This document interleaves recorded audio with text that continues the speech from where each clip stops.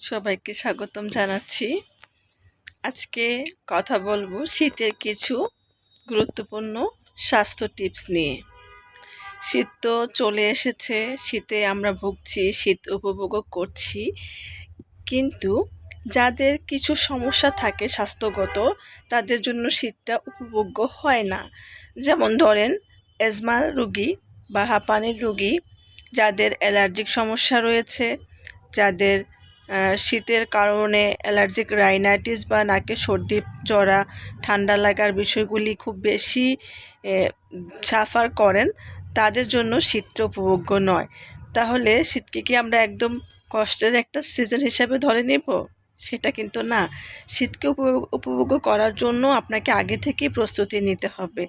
যারা হাঁপানির রোগী অথবা যাদের শ্বাসকষ্টের সমস্যা আছে, তারা কিন্তু শীত আসার আগে থেকেই কিছু প্রতিরোধমূলক ব্যবস্থা গ্রহণ করতে পারেন। কিছু ওষুধ, যেটা শীত আসার কিছু সময় থেকেই আমরা শুরু করতে পারি, সেই ওষুধগুলি আপনার শ্বাসকষ্টকে নিয়ন্ত্রণে রাখতে সহায়তা করবে।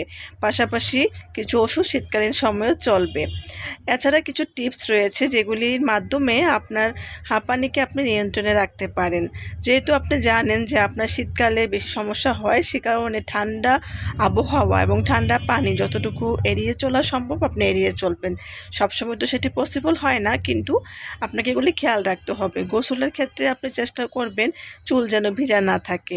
গোসল টাইম মতো করে নিতে হবে, চুল শুকিয়ে নিতে হবে। অতিরিক্ত ঠান্ডা পানি ব্যবহার না করাই ভালো। হ্যাঁ, গরমকালেও আমরা অনেক সময় দেখি যে ঠান্ডা পানি খেতে খুব পছন্দ করি, ফ্রিজের পানি, কিন্তু সেটা যারা হাঁপানি রোগী তাদের জন্য একটু সতর্কতামূলকভাবে পরিহার করতে হবে।